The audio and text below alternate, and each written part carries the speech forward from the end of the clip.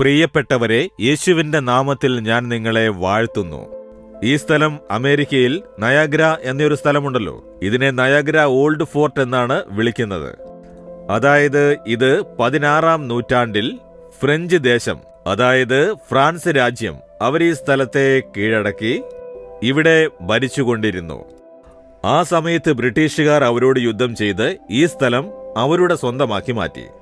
അതിനുശേഷം 18-ാം നൂറ്റാണ്ടിൽ അമേരിക്കക്കാർ യുദ്ധം ചെയ്ത് ഈ ദേശത്തെ അവരുടെ സ്വന്തമാക്കി മാറ്റി. ഇതൊരു യുദ്ധം നടന്ന സ്ഥലമാണ്.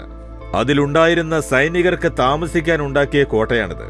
നിങ്ങൾ കാണുന്ന ആ കോട്ടയ്ക്ക് ചുറ്റും കോട്ട മതില് ഉണ്ടാക്കിയിരിക്കുന്നു.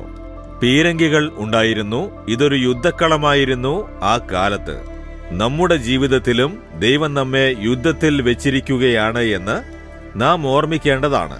ദൈവം പറഞ്ഞിട്ടില്ലേ നിങ്ങൾക്ക് പോരാട്ടമുണ്ട് എന്ന്. അതുപോലെ ആത്മീയ ജീവിതത്തിൽ നമുക്ക് ദിവസവും പോരാട്ടമുണ്ട്. എന്നാൽ ആ പോരാട്ടത്തെ എങ്ങനെയാണ് നേരിടേണ്ടത്? വേദപുസ്തകത്തിൽ ഫിലിപ്പിയർ 4-ാം അധ്യായം 4-ാം വാക്യത്തിൽ ദൈവം പറയുന്നു, കർത്താവിൽ എപ്പോഴും സന്തോഷിപ്പിൻ എന്ന് ഞാൻ പിന്നെയും പറയുന്നു. നിങ്ങൾ സന്തോഷമുള്ളവരായിരിക്കണം. സന്തോഷമുള്ളവരായിരിക്കുന്നുണ്ടോ?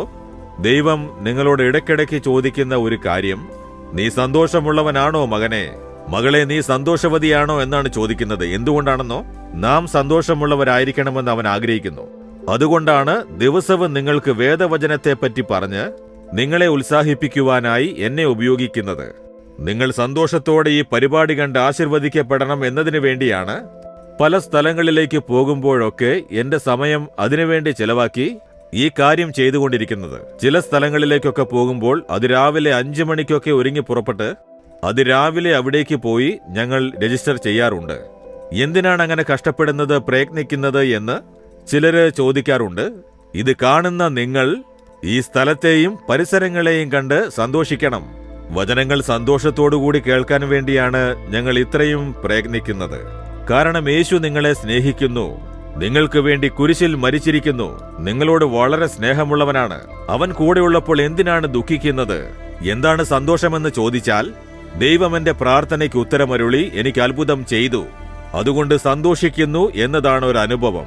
അതല്ല, യേശുക്രിസ്തു എന്റെ കൂടെ തന്നെയുണ്ട്. എനിക്ക് വേണ്ടി മരിച്ചുയർത്തെഴുന്നേറ്റ യേശു ഇന്നും ജീവിച്ചിരിക്കുന്നു. അവനിൽ ഞാൻ സന്തോഷിക്കുന്നു എന്നതാണ് യഥാർത്ഥ സന്തോഷം. ഒരു നന്മ ലഭിക്കുമ്പോഴുള്ള സന്തോഷം അല്ല, ഒരു അത്ഭുതത്തെ കാണുമ്പോഴുണ്ടാകുന്ന സന്തോഷമല്ല, യേശു എന്റെ കൂടെ തന്നെയുണ്ട് എന്ന് പറയുമ്പോഴുണ്ടാകുന്ന സന്തോഷം. ആ സന്തോഷമാണ് ശാശ്വതമായത്. എപ്പോഴും നിങ്ങൾ സന്തോഷമുള്ളവരായിരിക്കുവാൻ പ്രവർത്തിക്കും. പ്രശ്നങ്ങൾ, പോരാട്ടം, ഉപദ്രവം, ഞെരുക്കം, കഷ്ടപ്പാടുകൾ എന്നിവയെല്ലാം വന്നാലും ആ സന്തോഷം നിങ്ങൾക്കുള്ളിൽ തന്നെ ഉണ്ടായിരിക്കും. ഇതാണ് യേശുക്രിസ്തു അരുളുന്ന ഒരു ശാശ്വതമായ സ്ഥിരമായ സന്തോഷം. ആ സന്തോഷം നിങ്ങളുടെ ഉള്ളിലുണ്ടോ? ഒന്ന് ഓർത്തു നോക്കൂ. ചെറിയ ചെറിയ കാര്യങ്ങൾക്ക് തളർന്നു പോകുന്നു, ചെറിയ ചെറിയ കാര്യങ്ങൾക്ക് കരഞ്ഞുകൊണ്ടിരിക്കുന്നു.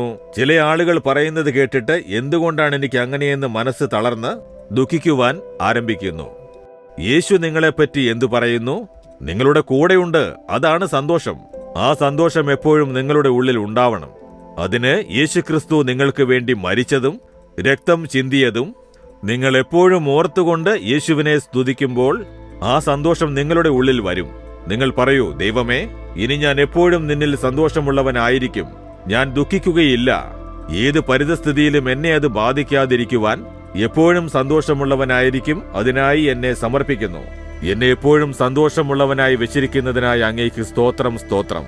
യേശുവിന്റെ നാമത്തിൽ ആമേൻ, ആമേൻ.